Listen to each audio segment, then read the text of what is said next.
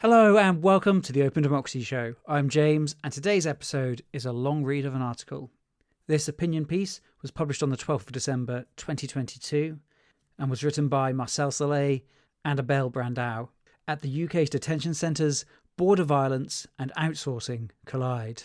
Before we start, please note that the employees mentioned in this piece have been created from the testimonies of multiple people Open Democracy spoke with at Manston to protect their identities. It's a cold night, and we're standing with our backs to the diagonal rain, hands plunged deep in pockets. We're in the car park of a museum of war relics and memorabilia on a disused airfield just outside Ramsgate, Kent.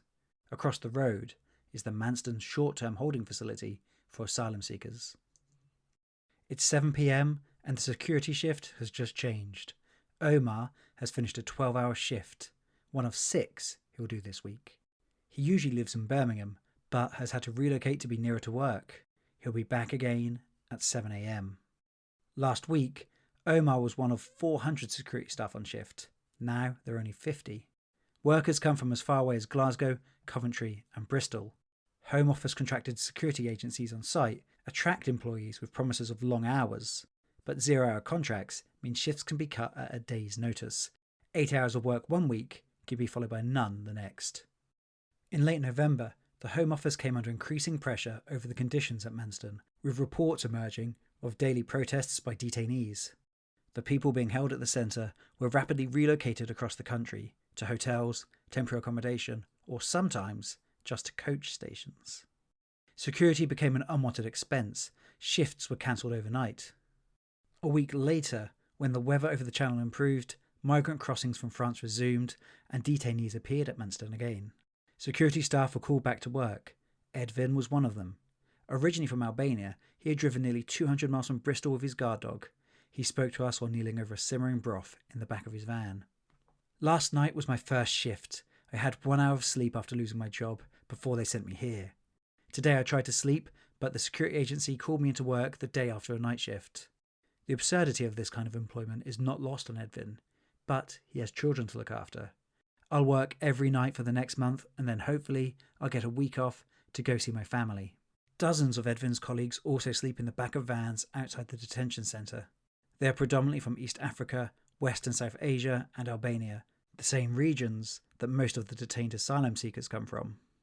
A Home Office spokesperson told Open Democracy it could not comment on the arrangements made between its contractors and their staff, but said that fluctuations in the number of people being held at Manston mean flexibility around when to use staff is an important way to ensure value for money for taxpayers.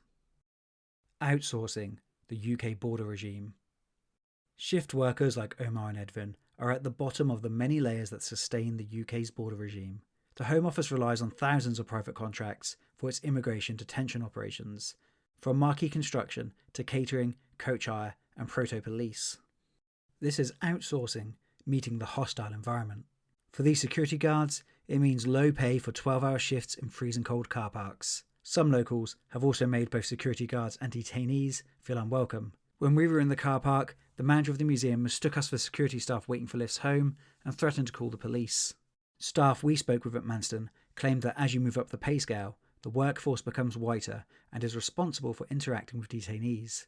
Those on the lower salaries say they are forbidden from doing so. A spokesperson from the Home Office denied this, telling Open Democracy that the department is an equal opportunities employer. They added, "We work with a number of contractors to ensure Manston is appropriately staffed to meet any and all possible requirements related to the reception and processing of migrant arrivals via small boats. The Home Office ensures all its contractors employ people in accordance with their wider legal obligations under employment and equalities law." The most securely employed at Manston are Border Force staff who are part of the Home Office and have civil service contracts and reliable hours. But they are also facing the government's squeeze on public sector pay, and last month those represented by the PCS union voted to take strike action over pay and conditions. Enduring border violence. Across the UK, black and brown workers are often the first to be outsourced, casualised or pushed into informal and unprotected arrangements. Security, delivery, cleaning, construction and hospitality are some of the industries where workers endure border violence. In May, for example, the Metropolitan Police raided Ashwin Street in Dalston, North London, with onlookers reporting The officers targeted the delivery app riders who congregate there while waiting for orders. The police force disputed this, claiming to have been targeting e-scooters and moped-enabled crime. While checking riders' vehicle insurance, Met officers also reportedly inspected some people's immigration status, and several couriers were arrested for immigration violations. The situation escalated, but a quickly mobilised crowd prevented the riders from being taken to the police station. It has been suggested by the Independent Workers' Union of Great Britain that similar immigration raids in Hackney this year could have been in retaliation to protests by delivery riders demanding safe waiting spaces. Border enforcement within precarious industries is not a recent phenomenon. In June 2009, management at London School of Oriental and African Studies called an emergency staff meeting for outsourced cleaning staff, where they were met by 40 immigration officials. 9 of the cleaners were detained and at least 6 were deported. At sites like Manston, the struggle against the Tories' harsh immigration policy comes into sharp focus via the lens of the wave of union organising that has been gathering momentum this summer. But this wave has so far failed to challenge nationalist narratives that endorse locking up and deporting detained or unorganised workers, or those with precarious visa statuses.